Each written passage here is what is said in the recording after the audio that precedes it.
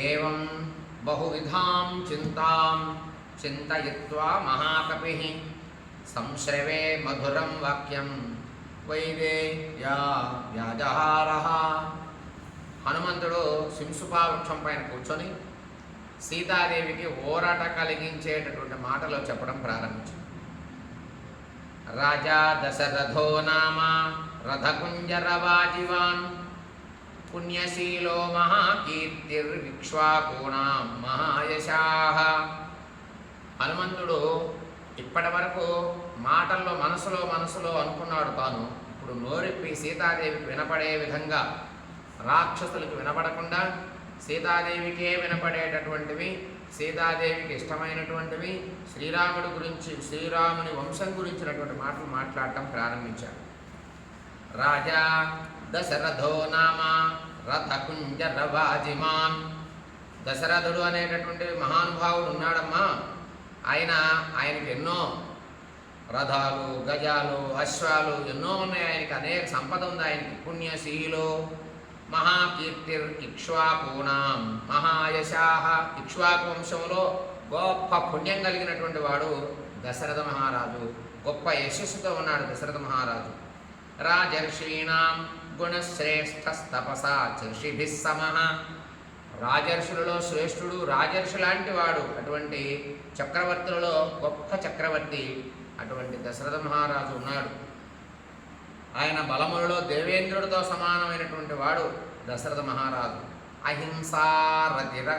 అహింసారతిరక్షుద్రో ఖృణీ సత్యపరాక్రమః ముఖ్యశ్చేక్ష్వాకు వంశస్య లక్ష్మీవాన్ లక్ష్మీవర్ధనః. అహింస అంటే ఎటువంటి హింస చేయనటువంటి వాడు, గొప్ప బుద్ధి కలిగినటువంటి వాడు, నీచ స్వభావం లేనటువంటి వాడు ఆయన. అటువంటి దశరథ మహారాజు ఉన్నాడే, దయాశీలుడు ఆయన, సత్యమైన పరాక్రమం కలిగిన వాడు, మంచి బుద్ధి కలిగినటువంటి వాడు, ఇక్ష్వాకు వంశంలో చాలా ప్రధానమైనటువంటి వ్యక్తి ఆయన. లక్ష్మీవాన్ ఐశ్వర్యం ఎంతో ఉన్నవాడు, లక్ష్మీవర్ధనః. సంపద ఉంటే సరిపోలేదు, సంపదను బాగా పెంచుతూ ఉంటాడట ప్రతిరోజు కూడా తన రాజ్య ఆధిపత్యంలో. అటువంటి వాడమ్మ దశరథ మహారాజు. పార్థివ వ్యంజనైర్యుక్తః పృథుశ్రీః పార్థివర్షభః పృథివ్యాం చతురంతాయాం విశ్రుతః సుఖదః సుఖీ. ఆయనకి దశరథ మహారాజుకి ఉత్తమ రాజలక్షణాలు కలిగినటువంటి గొప్ప ఐశ్వర్యం ఉంది. అటువంటి ఆయన రాజులలో శ్రేష్ఠుడైనటువంటి 4 సముద్రములకు వ్యాపించినటువంటి సంపద, భూమి అంతా కూడా అయింది. అటువంటి సంపద కలిగినటువంటి వాడు దశరథ మహారాజు. ఆయన సుఖపడతాడు, ఆయనతో ఉన్న వాళ్ళని సుఖపెడతాడు, ప్రజలను కూడా సంతోషంగా చూసుకునేటటువంటి గుణం కలిగిన వాడమ్మా, గుణం కలిగిన వాడు అని ఇలా చెప్పటం ప్రారంభించాడు హనుమంతుడు. సర్వదా రామో నామ విశేషజ్ఞః శ్రేష్ఠః సర్వధనుష్మతాం తస్య పుత్రః ప్రియో జ్యేష్ఠస్తారాధిపనిభాననః. రామో నామ విశేషజ్ఞః శ్రేష్ఠః సర్వధనుష్మతాం. అంత సంపద ఉంది కదా దశరథ మహారాజుకి. ఆయన బ్రతుకుతూ ఎదుటివారిని కూడా బ్రతికించేటటువంటి గుణం కలిగిన వాడు దశరథ మహారాజు. అటువంటి దశరథ మహారాజుకి 4 సంతానం ఉన్నారు. వారిలో ప్రియమైనటువంటి శ్రీరాముడు ఉన్నాడు, జ్యేష్ఠుడు, ఆయన పెద్దవాడు శ్రీరాముడు. అతడు చంద్రుడు వంటి మంచి ముఖము, కళలు కలిగినటువంటి గుణం కలిగినటువంటి వాడు శ్రీరాముడు, పెద్దవాడు, దశరథ మహారాజు కుమారుడు. మానవులలో అలాగే ఇతర వస్తువులలో అన్నింటిలో విశేషముగా గుర్తించే సమర్థుడు అటువంటి వ్యక్తి. ధనుర్ధరులందరిలో శ్రేష్ఠుడు. అంటే బాణం ధరించి యుద్ధం చేయగలిగినటువంటి అందరిలో కూడా శ్రీరాముడు శ్రేష్ఠుడు.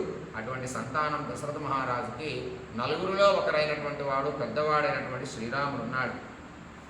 తస్య పుత్రః ప్రియో జ్యేష్ఠస్తారాధిపనిభాననః రామో నామ విశేషజ్ఞః. రాముడు అనేటటువంటి పేరు చేత విశేషంగా ఆయన పిలుస్తూ ఉంటారు. శ్రేష్ఠుడు అని చెప్పటం హనుమంతుడు చెబుతూ ఉన్నాడు. రక్షిత స్వస్య వృత్తస్య స్వజనస్య చ రక్షిత జీవలోకస్య ధర్మస్య ధర్మస్య చ పరంతపః. శత్రువులను పీడిస్తూ ఉంటాట. ఎవరికి శత్రువుడు? శ్రీరాముడికి, శ్రీరాముని బంధువులందరినీ. శత్రువులు ఎవరైతే ఉంటారో శ్రీరాముడికి, శ్రీరాముని బంధువులకి వాళ్ళని పీడిస్తాట శ్రీరాముడు. రాముడు తన నడవడికలో ఎట్టి లోపం లేకుండా చూసుకుంటాట. రక్షిత స్వస్య ధర్మస్య స్వజనస్య చ రక్షిత. తన ధర్మంలో ఎప్పుడూ కూడా లోపం లేకుండా తన ధర్మం అధర్మం కాకుండా తాను రక్షించుకుంటూ నడుచుకుంటూ ఉంటాడట. తన వాళ్ళని కాపాడుకుంటాడట. సకల జీవుల్ని కాపాడుతాడట, ప్రకృతిని కాపాడుతాడట, సకల ధర్మాల్ని కూడా రక్షించేవాట రాముడు. రక్షితాం స్వస్య వృత్తస్య స్వజనస్య చ రక్షిత. రక్షిత జీవలోకస్య ధర్మస్య చ పరంతపః.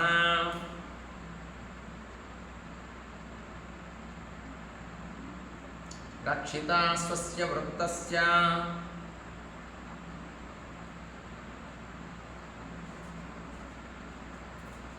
స్వజనస్య చ రక్షిత.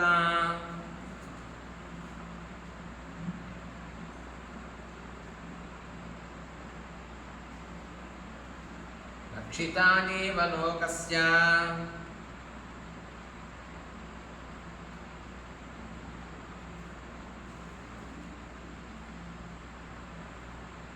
ధర్మస్య పరంతపః. ధర్మస్య చ పరంతపః.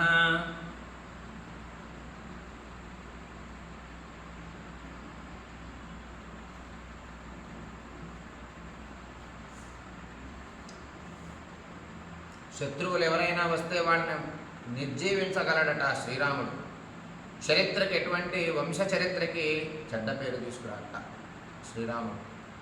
స్వజనస్య చ, తన బంధువుల్ని కాపాడుకుంటాడట, తన వారిని కాపాడుకుంటాడట, ప్రాణుల్ని రక్షిస్తాడట, జంతువుల్ని, పక్షుల్ని, అందరినీ కూడా. ధర్మస్య చ, ధర్మమును కూడా రక్షిస్తూ ఉంటాడట. తన ధర్మం తాను రక్షించుకుంటాడు, ఎదుటివారి ధర్మాన్ని కూడా వారు ధర్మం తప్పకుండా చూసుకునేటటువంటి గుణం కలిగిన వాడట రాముడు. తస్య సత్యాభిసంధస్య వృద్ధస్య వచనాత్ పితుః సభార్యః సహ చ భ్రాత్రా వీరః ప్రవ్రాజితో వనం. తస్య సత్యాభిసంధస్య,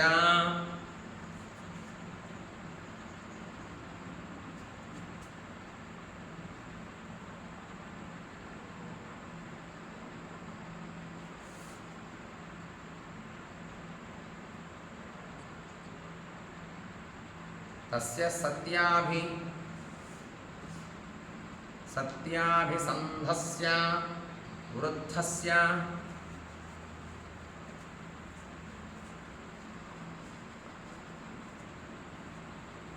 వచనాత్ పితుః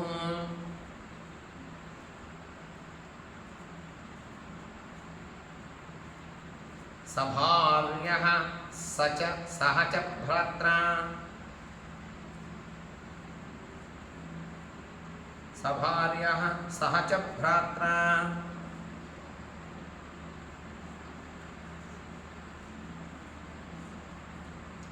వీరః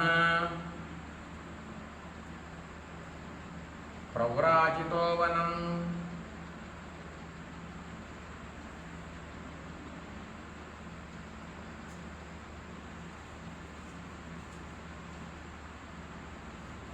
సత్యమైన సంకల్పం కలిగిన వాడు శ్రీరాముడు.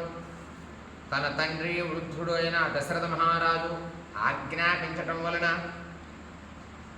శ్రీరాముడు భార్యతో, సోదరుడు అయినటువంటి లక్ష్మణుడితో కలిసి అడవులకు వచ్చినాడు అని హనుమంతుడు చెప్తున్నాడు. సత్యమైన సంకల్పం కలిగిన వాడు శ్రీరాముడు. తన తండ్రి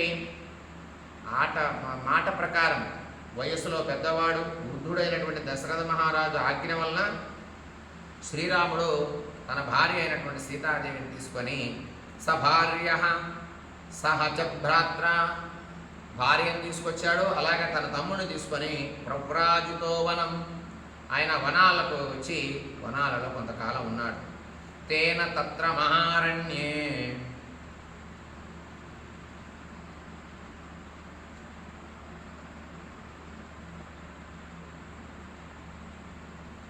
మృగయాం పరిధావత.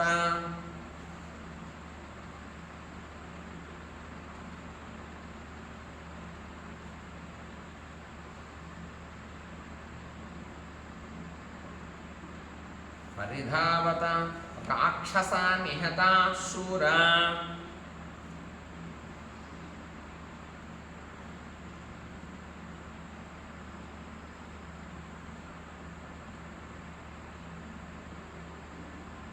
బహవః కామరూపిణః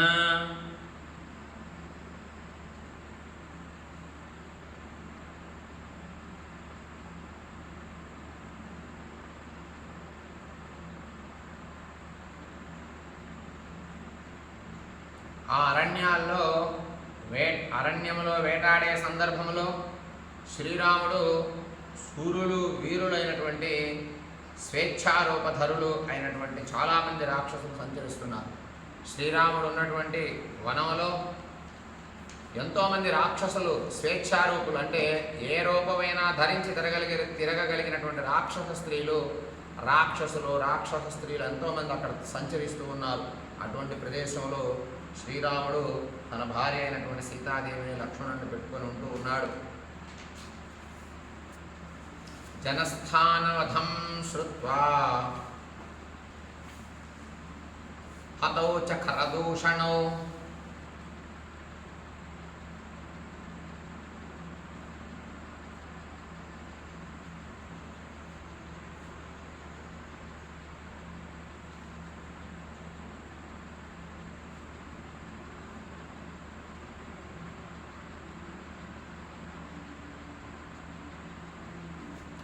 తతస్త్వమర్షాపహృతా జానకీ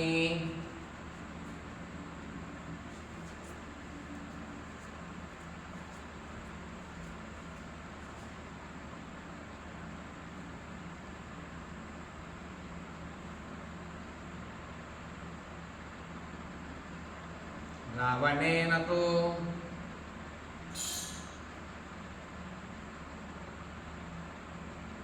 వంచయత్వా వనే రామం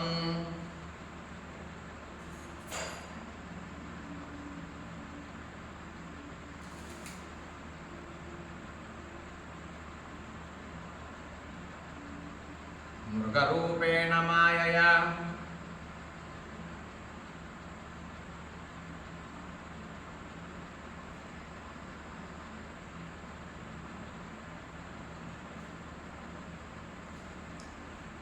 సీతాదేవితో లక్ష్మణుడితో నివాసం ఉన్నటువంటి సందర్భంలో శ్రీరాముడు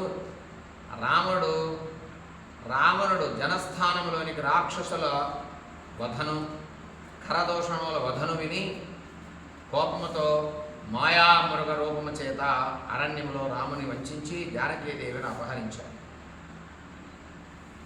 శ్రీరాముడు నివాసం ఉండేటటువంటి ప్రదేశంలో ఖరదూషణాదులు ఎంతోమంది రాక్షస స్త్రీలు వారందరూ శ్రీరాముడిపైకి యుద్ధానికి వస్తే శ్రీరాముడు ఒక్కడే జనస్థానం వధం శ్రుత్వా హతౌ చ ఖరదూషణులు అనేటటువంటి 14,000 మంది రాక్షసుల్ని ఒక్కడే శ్రీరాముడు వధిస్తే చంపేస్తే ఇది విన్నటువంటి రావణాసురుడు జానకి రావణేనతో తతస్త్వమర్షాపహృతా జానకి రావణేనతో రావణాసురుడు సీతాదేవిని అపహరించిపోయాడు. ఎందుకు? కోపం చేత శ్రీరాముడిపై. వంచయిత్వా వనే రామం మృగరూపేణ మాయయా మాయామృగం రూపం ధరించి ఒక లేడీ ఆకారం కలిగినటువంటి ఒక మాయామృగాన్ని సృష్టించి దాని మాయలో సీతాదేవిని ఉంచి శ్రీరాముడిని ఆమరపాటుగా ఉంచి సీతాదేవిని అపహరించుకొని పోయాడు రావణాసురుడు అని హనుమంతుడు ఆ చెట్టు మీద నుండి చెబుతూ ఉన్నాడు. మాయయా సమార్గమానస్తాం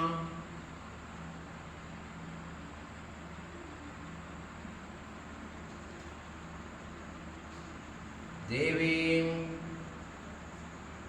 రామః సీతామనిందితాం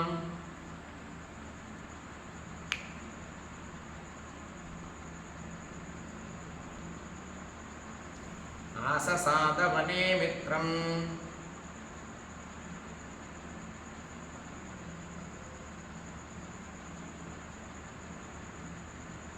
సుగ్రీవం నామ వానరం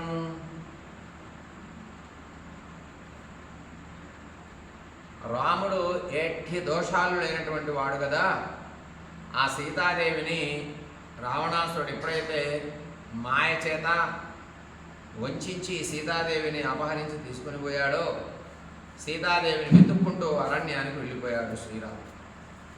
సుగ్రీవుడనే వానరుడితో మైత్రి చేసుకున్నాడు, స్నేహం చేసుకున్నాడు శ్రీరాముడు. రావణాసురుడు ఎప్పుడైతే సీతాదేవిని అపహరించాడో వెంటనే రాముడు అడవులకు వచ్చి అడవుల్లో తిరుగుతూ సీతాదేవిని వెతుక్కుంటూ సుగ్రీవుడితో స్నేహం చేశాడు. అససాద వనే మిత్రం సుగ్రీవం నామ వానరం. సుగ్రీవుడు అనే పేరు కలిగినటువంటి వానరుడి చేత శ్రీరాముడు స్నేహం ఏర్పరచుకున్నాడు. తతః సవాలినం హత్వా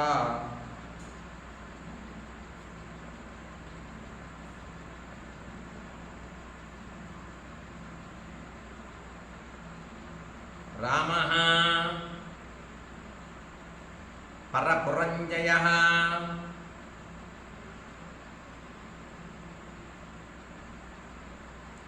ప్రాయశ్చత్కపిరాజ్యం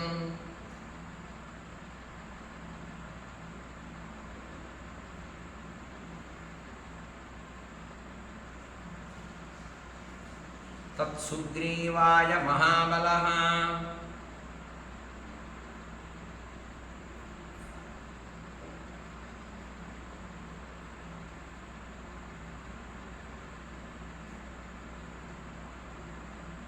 సుగ్రీవుడితో స్నేహం చేసినటువంటి శ్రీరాముడు, శత్రువులను జయించేటటువంటి శ్రీరాముడు మహాబలుడైనటువంటి సుగ్రీవుడు సోదరుడైనటువంటి వారిని చంపేసి ఆ యొక్క వానర రాజ్యం మొత్తం కూడా సుగ్రీవుడికి ఇచ్చి సుగ్రీవుని రాజుగా చేశాడు అని హనుమంతుడు చెట్టు పైన ఉండి చెప్తూ ఉన్నాడు.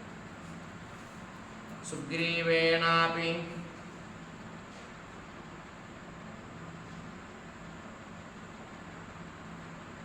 సందిష్ట